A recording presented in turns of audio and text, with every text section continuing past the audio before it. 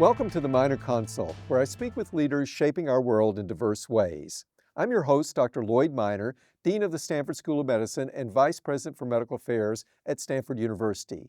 Today, I'm excited to launch The Big Idea, a special series of episodes spotlighting some of society's most critical issues and transformative solutions that promise to lead us into the future.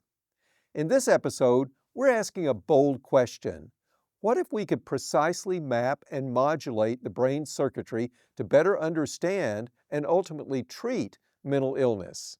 Our guest is Dr. Karl Deisseroth, a Stanford neuroscientist and psychiatrist whose pioneering work has changed how we study the brain. Karl helped develop optogenetics, a revolutionary technique that uses light to control the activity of specific brain cells. His latest work goes even further, using cutting-edge imaging and behavioral science to decode the neural pathways behind our most complex emotions.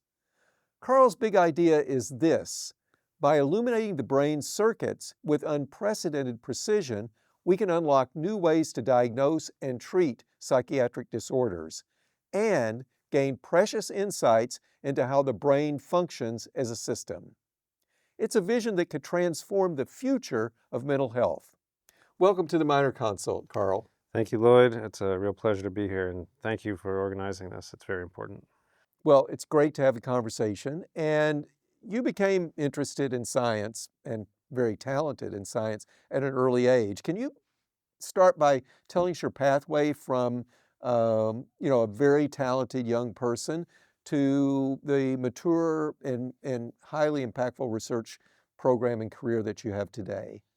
Well, I was a reader. I loved books. I loved literature. I loved understanding how feelings could be stirred in people by a few letters on a page. That was an amazing thing for me, and I was introspective enough to think about that and be curious about how it worked, and I was interested in how the physical systems, but biological systems also work, really stemming from that. What bridges from matter to feeling? And I was always curious about that. I loved experimenting with that on my own, creating words and putting them together. And when I went to college, I explored creative writing, but I also got very interested in biology, and that led to the MD PhD route as a way of both working with the human brain and the human mind and human feelings and health and disease, but getting down to the science of it, to the cells that were involved, and seeing if that was a bridge even that could be built, because who knows? Who knows how hard that would be. But I came here to Stanford for my MD PhD program, and became a neuroscientist, and used biochemical methods and optical methods to probe how neurons work in circuits. And then starting after my psychiatry residency, which gave me even further understanding of how these feelings and perceptions can go wrong, also at Stanford, I then started my faculty position here in bioengineering and psychiatry. And those two departments, helping bring them together, it was what was needed, but that's a stretch, right? Bioengineering and psychiatry is not the typical dyad of departments, let's just say.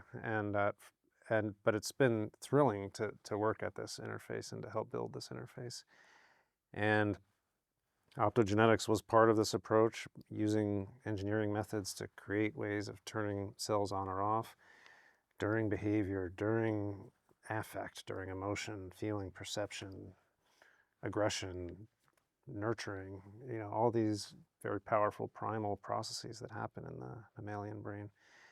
And then, all along the way, seeing patients in psychiatry. But then in the last 5 years, really, we've been so lucky at Stanford to be able to bridge clinical opportunities with the basic science. And that has been something that has been just thrilling. And leading up to the present day, using very advanced computational and electrical recording methods in human beings, and explicitly bridging that to cells and circuits in mice, and seeing what's shared, what's ancestral for what it means to be a mammal feeling and emotion, has been our latest work.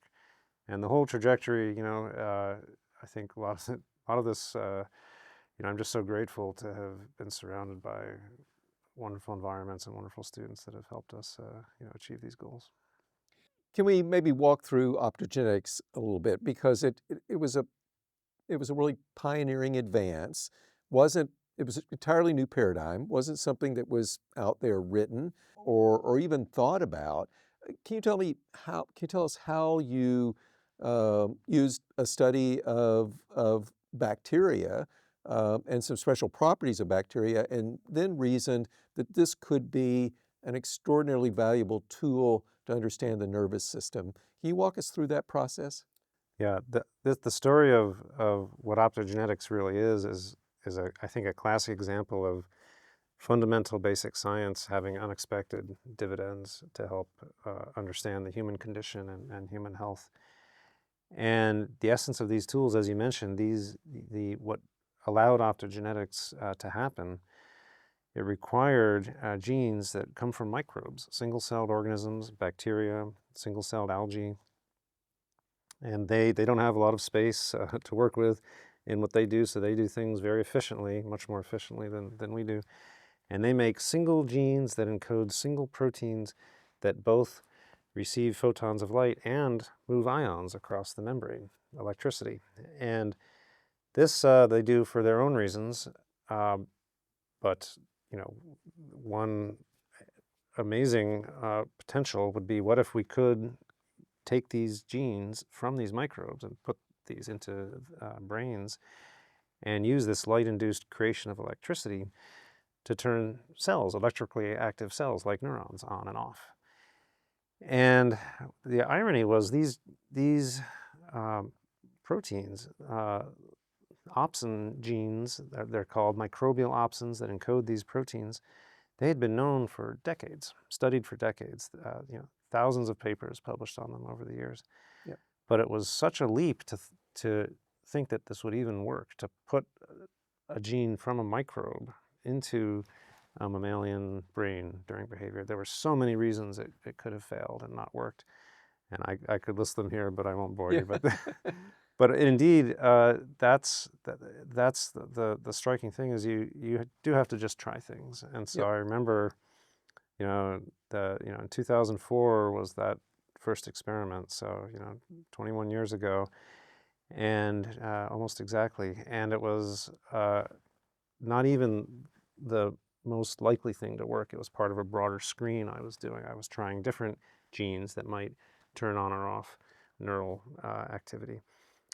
And so I did try a microbial opsin gene, but in parallel I tried some mammalian potassium channel genes. Those were much more likely to work, by the way, because they were coming from mammals. Sure. These were genes that mammalian cells know what to do with, right? And so the channel rhodopsin experiment, this particular microbial opsin that I selected, I put it in there as one of the things to try. But what worked was that one. The least likely Sure. thing to work was the one that worked beautifully. And the mammalian genes didn't work at all. They turned out to be toxic to the cells.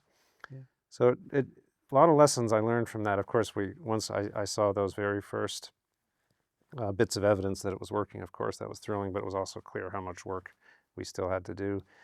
That was all in culture in a petri dish, effectively, and we had to develop the methods, fiber optics to get light into the brain.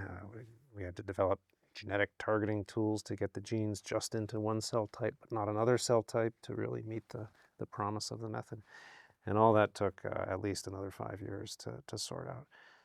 But yeah, it taught me a lot about not being too confident in what is likely to work. Indeed. And optogenetics has been used to understand, to study, and now leading into to treat a variety of different conditions. Can you talk about some of those, from Parkinson's disease to some of the more complex mental health related diseases and disorders? Yes. So there are really two phases to this. One is the discovery phase, which I think will continue to grow. It will never stop. There's been more than 10,000 papers now published using optogenetics to just discover things about Right. how biological systems work, which cells really matter for making things happen. And not even just brain cells, by the way, heart cells and other cells across the body. So that discovery process, though, of course, it's fundamental exploration of the natural world. But then along the way, you discover, oh, when we turn up or down these cells or these connections, that can cause or suppress a symptom-like effect. So whether it's anxiety, whether it's Parkinsonian behaviors, memory, and social interaction, all these things that we and now many others have discovered along the way gave us clues. Knowing that some cells are causal, that actually matter. As you well know, for the brain, this is a big step, because most psychiatric treatments, for sure, have been serendipitously discovered by chance. Right. We discover, oh, an anti-infection agent turns out to have some benefit for a psychiatric disorder. That's been the history of psychiatric medication. And the reason is that we just haven't known which cells are actually important for doing specific things. And the nice thing about optogenetics in this regard is that now we know. We know that these cells actually matter. They're well defined. And then that opens the door to so much. You can design medications targeting those cells once you know what's causal. You could help guide brain stimulation treatments. These could be electrical or magnetic. And it's helping already to guide Parkinson's treatments, as you mentioned. There are multiple companies developing medications, drugs, using this sort of causal insight from optogenetics. And then finally, there's direct optogenetics. This is where you actually put the gene from these microbes straight into the human body of a person suffering from a disorder and deliver light. And that's already been shown to work in the case of a degenerative central nervous system disorder, retinitis pigmentosa. And this was published a couple years ago. One of my colleagues, Botan Vraska and Jose Sahel in Switzerland, they used a channel rhodopsin in a human being with degeneration of the retina, who couldn't see anything. If you had him in front of a table with objects on it, he couldn't see objects, couldn't reach for them. And then after they put in a channel rhodopsin into his retina and goggles to amplify the light from the environment and project it onto the retina, he was able to see and reach for objects on the table perfectly well. And this was published in Nature Medicine a few years ago. That's great. That's great. You mentioned in your introductory remarks that you have been and continue to be a physician scientist. You still see patients with psychiatric disorders. You've written in your books, your publications that are addressed for general audiences. You've written a lot about what you've learned from your patients and how they have informed your science in the past and even today.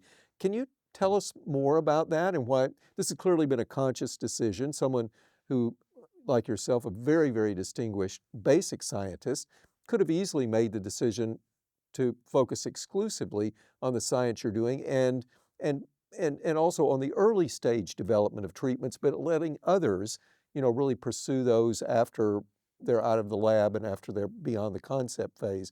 But you've instead stayed very focused on maintaining a clinical practice throughout your career.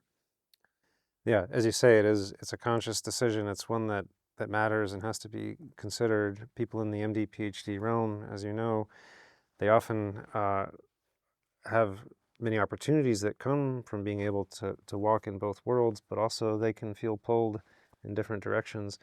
If the lab work is going well, it can seem like seeing patients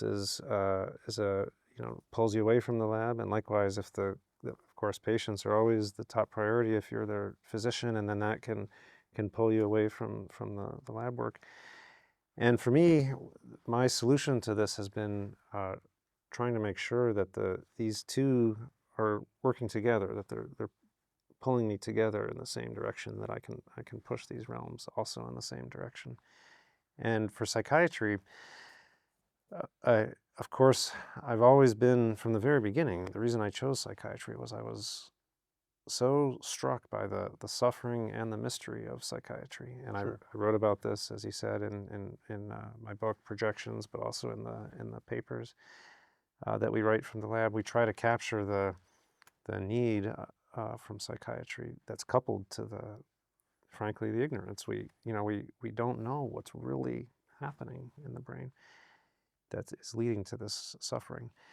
And so for me, it's been not difficult to keep that at the forefront of my mind and to realize that actually helps the science. I can talk to my students. They don't have to read a dry list of symptoms and try to understand the disorder. I can tell them, I can express to them what an autistic person is really like, what actually matters to them when the symptoms are causing problems for them with eye contact, with social interaction. I can talk to my students in the lab who are doing experiments, and I can say, this is what matters to them. This is what's really important. And that means so much more than what you can get from going to the textbook and reading the list of symptoms. Sure. And there have been many examples of this over the years, being able to, that have had actually concrete, impact on guiding experiments. I remember I had a patient with severe depression who told me in a very vivid description, he said, when I'm depressed, when I'm at the depths of my depression, I can see something neutral, like I can see a piece of paper on the floor or the table, and I can feel bad about that piece of paper. It makes me feel terrible inside, a negative feeling from seeing a piece of paper. And I thought about that. I was struck by that. And that helped us guide experiments in the lab where we can explore, are there cells that can make a mammal, like us, in this case a mouse, avoid something neutral, something that has no value, positive or negative at all. Like if it has a choice between two neutral rooms that are equivalent, are there cells that will make it avoid one and favor the other, even though they're both neutral? And that helped us guide experiments and identify particular kinds of cells that did indeed govern that sort of process. So that's one example. There are many. And now, not only has the clinic then helped the lab, but now the lab is helping our clinical explorations as well. That's wonderful. I think it was about 4 years ago that you called me and said that you wanted to talk about an idea, and you mentioned it in your opening remarks, an idea about how we can study the human brain. And that led, of course, to the Human Neurocircuitry Research Program. How did you come up with that idea? And from the very first conversation that we had about it, you knew exactly what needed to happen and what was needed in order to establish this program. And it involved a number of collaborations. It involved some real hardware needs, like running dedicated fiber to a room in our hospital so that these patients could be studied. But can you walk me through why you wanted to do this? And of course, it's been phenomenally successful. Some of the things that you're learning from the program and what was essential to make it successful. Yeah, well, I remember that conversation very well, and thank you. It was clear to me what we needed, what the opportunity was, and kudos to you for appreciating that as well, because these things are not necessarily always so clear, and it takes, I think, courage to take the steps needed to meet the opportunity of the moment. So, but what we had was it came from the lab, so we'd been exploring altered mental states. As a psychiatrist, I'm so interested in the diversity of ways that the brain can start to operate differently. And we've talked a little bit about depression. We've mentioned anxiety. One very interesting disorder, or rather a symptom that can appear across multiple disorders, is dissociation. This shows up in PTSD, in epilepsy, in some drug intoxication states, in certain personality disorders, but it's also a common theme in human life. 2/3 of people who have trauma will experience dissociation. And what this is, it's a separation of parts of the brain that normally are tightly together. One of these is the sense of self and the sense of the body. We think of those normally as the same. Myself and my body, they're the same. At least they overlap. Sure. But in dissociation, there can be a separation of those two. And so people can be fully aware of their body, but not feel as if it is their self. And this is very important. This happens Probably it has some adaptive significance. It helps people deal with pain, severe uh, trauma-related issues. But it also can be problematic if people no longer are protecting their body, their self appropriately. People with certain drug intoxication states like PTSD or certain personality disorders will allow damaging things to happen to their body because they don't attribute it to their self. And what a fascinating thing when you think about that. It's almost hard to believe when you describe it, but of course there's no question what the patients are experiencing and what happens to them, and the consistency of these symptoms across these different causes, whether PTSD or trauma, or intoxication. This discrete symptom appears, and so it's tractable, it's reproducible, it's consistent. And as a scientist, then you think, okay, how can we study this? And so we did experiments first in mice where we gave dissociative medications to mice, imaging across the brain using some of our optical methods. And we found that dissociative drugs caused a rhythm, a particular pattern in one part of the brain called the retrosplenial cortex.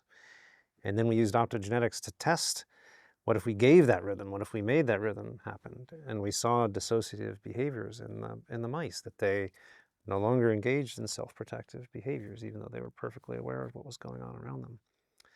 And so we wrote that up as a paper, and then we were presenting the results to some of our neurosurgery colleagues here at Stanford. I organized a little lunch group where people get together and just share their what's happening, bridging the clinic and the lab, just bringing the doctors and the scientists together.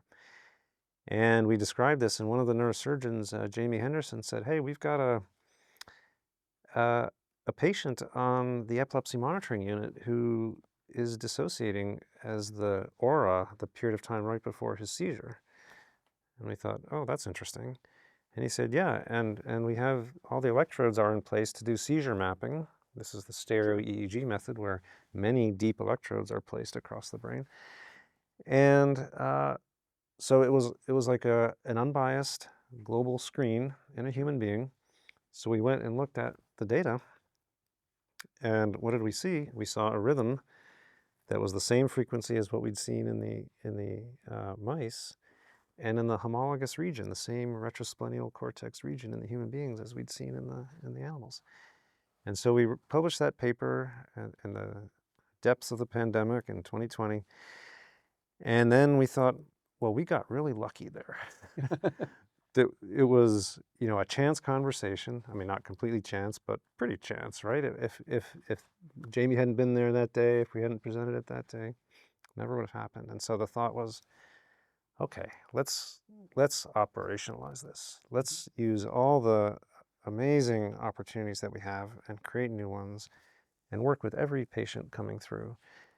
And let's not wait to be lucky. Let's build what we need to make this part of Stanford's infrastructure and the discovery effort, bridging psychiatry and engineering in general. This could be a paradigm that other institutions carry forward, and people we train here could go forward and bring it elsewhere. What would we need for that? We'd need ways of dealing with the vast amount of data coming out of all these patients. We have many electrodes, they're very fast, a huge amount of data, huge. Yep. Literally astronomical. The cosmologists and astronomers here are impressed with how much data that we generate, to give you some scale. And so right away there had to be storage, there had to be transmission of the data, and then infrastructure in the hospital itself. In and around the patient rooms, always keeping safety and privacy at the forefront. And but thanks to your help, we got it done. And then what followed then, we called this the Human Neurocircuitry Program, with the idea being that we could study all the patients coming through and all the symptoms they might have, whether it's children with autism who come through the pediatric epilepsy monitoring unit, or adults with depression, and get to the inner workings of the brain during the symptoms, what's actually happening during a symptom, at the moment of a symptom. And ideas coming from that can then feed back to the laboratory. Then we can Sure. go and test those using optogenetics and other methods to see what's actually important. And it's going very well, thanks to the opportunities of the environment. And of course, not only are you studying the electrical activity in the brain, the neural discharge, but also when those electrodes are removed, which they are removed, either before or at the time of surgery, but inevitably removing an electrode, there are some cells that are attached to the electrode, and you're also studying those as well, right? And what are you learning from that, and how is it correlating, with the electrical activity that you've studied in advance? Yes, this was another opportunity again that came from realizing just what could be done without changing too much about what happens with patients, our normal workflow. Sure. But what are we missing? What's right there in front of us?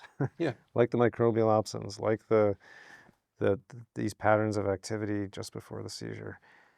And what was right in front of us was that after these electrodes get taken out, after seizure mapping, they're normally discarded. You're done with the recording. The neurosurgeons and neurologists have established what they need to know, and they can work to treat the patient with epilepsy after that. But we thought, well, now these electrodes have been sitting there in the brain for a number of days. What if there are cells, what if there are neurons attached to them? And the beauty of exploring this was that we didn't have to change anything about the clinical process. Right. We don't change the electrodes. We don't change how they're put in. We don't change how they're removed. It's only at the moment of when they're out and they're about to be discarded. In those few seconds, we then take the electrodes, and they're electrodes. They have a number of little contacts along them where different recording happens. And by the way, we know from imaging exactly where each contact was in the human being's brain. And those electrical contacts we've also been recording from during symptoms, not just during seizures, but we can be giving them depression tests. We can giving them dissociative experiences. And so we have recordings happening. And now what we found is when we take out these electrodes, they're coated with cells, and we have cells stuck to electrodes at each of these spots that we've been recording from in the human being during behavior and during expression of subjective experiences. So we used modern single cell transcriptomic methods, looking at all the genes that are in these cells that are expressed, and all the main cell types of the brain and the immune system are present in these preparations. We can see neurons, we can see astroglia, we can see T cells and B cells and oligodendrocytes. And things make sense. So we can see, for example, in a contact that we know was in the hippocampus, we can see it has hippocampal seizure-related genes expressed in it. So everything lines up as we expect. And the pediatric cases we've worked with, also very interesting. There are developmental questions that we can explore. Some of the kids coming through the epilepsy program can be quite young, and so they could be quite early in their development. So there are fundamental questions about human brain development that are accessible now. And we can work with these cells within seconds of their removal from the brain. So it's probably the highest quality that we know of understanding of cells that are living in the human brain. Right. That has been accessible. So early stages, we're analyzing the data now, but it's just an example of an opportunity that once you look at what's already going on clinically in a different way, and if you can capitalize on the opportunity, there are amazing possibilities that can be lying right in front of you. Karl, as you've mentioned, psychiatric diseases, mental health conditions are difficult. They're difficult to understand. They're horribly debilitating for patients and families. We are making progress thanks to your work, the work of other colleagues. For example, transcranial magnetic stimulation, other types of novel modalities. Using your crystal ball, if we look, for example, back over the past 10 years, we have enormous progress in cancer. Still a lot of work to do, but the whole development of checkpoint inhibitors, cell-based therapies, cardiovascular diseases, both for pharmacotherapy as well as interventional therapies, we have made enormous progress. I have the sense that we're on the cusp of a decade like that in both psychiatric diseases and in degenerative neurological diseases, which of course have, in many cases, enormous psychiatric manifestations and behavioral health manifestations. Can you sort of predict for us what you think the trajectory will be? And just as in cancer, for example, the development of checkpoint inhibitors really reopened the field of modulating the human immune system to treat cancer, which people have been trying to do, but had been really, really difficult. And yet after checkpoint inhibitors, we had a host of related therapies, both pharmacotherapies as well as cell-based therapies that have followed on, and I think still have the sense that we're in the early days of the impact of all of those. Do you think that there's going to be a signature sort of turning point in our work on psychiatric diseases, degenerative neurological diseases, that will open up a whole new realm of therapies, just as checkpoint inhibitors did in the cancer world? Yeah, well, I think the analogy with cancer is very apt for many reasons, and this is one of the bits of understanding that helped guide me very early on down this career path. I read deeply. I started from the chemical and biochemical level in my entrance to biology, not from neuroscience or psychology. I really started as a biochemist, and I learned about the cancer, uh, story, Sure. and how, of course, the stigma is another parallel. Cancer had a much greater stigma, comparable to, in many ways, to the psychiatric stigma. So there was difficulty in talking about it, but also in establishing rigorous preparations that let you make precise interventions to understand what actually mattered. And the answers came, as with the checkpoint inhibitors, it came from biochemical, it came from cellular studies, and then the impact, of course, required ultimately intact animal multi-system integration work, but it started from cells and molecules. And I found that very powerful, and I do think the same flow is going to happen with neuropsychiatry. And by the way, of course, getting to that molecular understanding not only helped the patients, but it helped with the stigma too. It helped the general public understand this is these are molecules. This is something that people have you know, uh, no longer any mystery about. Yes, it's hard. Yes, it's difficult, but it's something we can work with as doctors. It's something we can treat. You don't need to feel differently about someone with cancer. I think we're headed in that direction for psychiatry, and I think very similarly the initial tipping points will come from molecular and cellular, particularly cellular understanding, knowing which cells matter.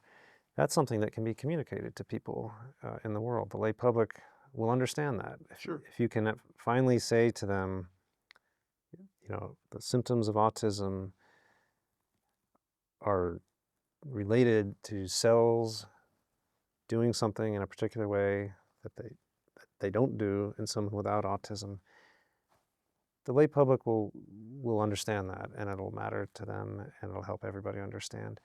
And so the cellular understanding is going to be critical. And I also found the analogy apt with the immune system and cancer, what the leverage came from this multi-system understanding. I think that's going to be the case as well in neuropsychiatric disorders, is that you won't be able to make headway just with the cells, though, just with the cellular molecular understanding. You have to transpose that into the brain-wide and body-wide context. And this is why we put so much effort into these brain-wide recordings, because we don't know where the answer is going to be. Sure. And it's probably not going to be something that you can understand by looking in one spot and one set of cells. It's going to be a interacting system answer. But now we're doing that. Now we're collecting these brain-wide data streams at the moment of psychiatric symptom expression.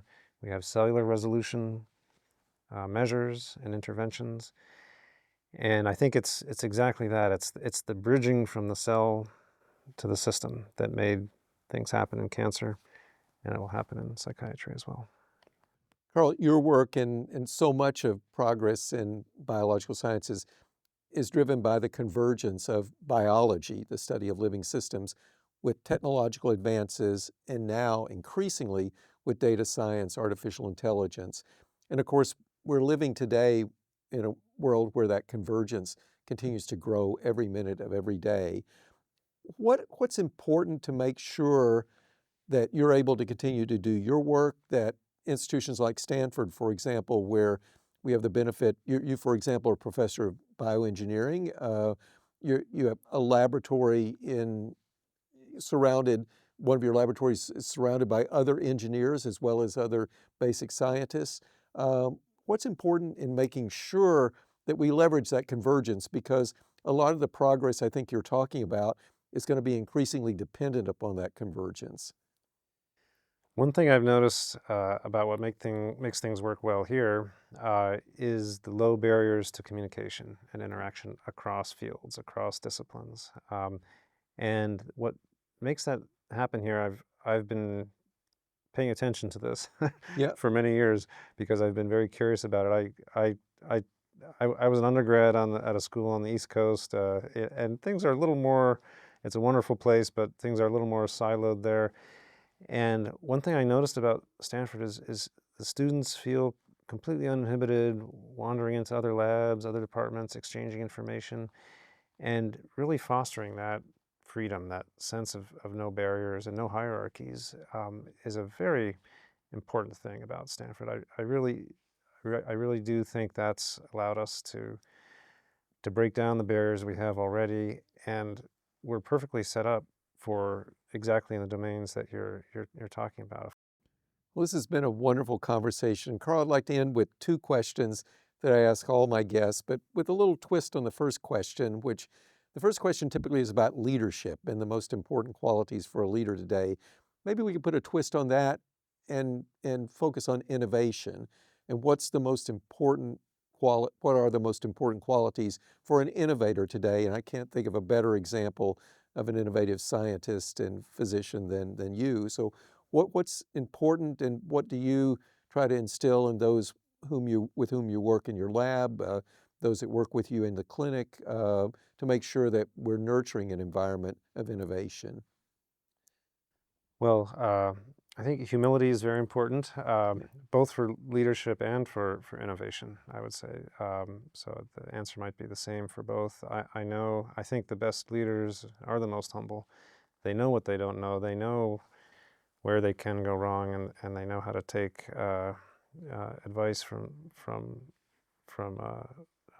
people who are likely to be able to help them. It's the same for innovation, I think. If you know, and my that very first experiment 21 years ago with the testing the different optogenetic methods, if I I had no idea what was going to work, and I knew I didn't know, and so I knew I had to try Sure. a number of different things. But if I'd been more dogmatic, I would have been steered the wrong way. And to this day, I'm in awe at the mysteries that face us, and I feel very small in front of them. And I think that's very helpful to keep for innovation, to realize um, the magnitude of what's before us. And finally, what gives you hope for the future? Oh, it's the students and their energy and their brilliance. I see that in their faces. I think I see that in even when times are hard, the fire is there, and it gives me hope every day. So my hope and my goal is to nurture that spirit. Um, I think as a society we have great strengths. Our institutions are strong, and we have to make sure we don't steer things wrong, and make sure the institutions don't change in their support for the young people who will build the future. Well said. Carl, thank you very much. It's been a delightful conversation. And thank you for listening to the Minor Consult with me, Stanford School of Medicine Dean Lloyd Minor. I hope you enjoyed today's discussion with Karl Deisseroth, Stanford neuroscientist and psychiatrist. Please send your questions by email to the Minor Consult at theminorconsult.com. And check out our website, theminorconsult.com, for updates, episodes, and more. To get the latest episodes of the Minor Consult, subscribe on Apple Podcasts, Spotify, or wherever you listen. Thank you so much for joining me today. I look forward to our next episode. Until then, stay safe, stay well, and be kind.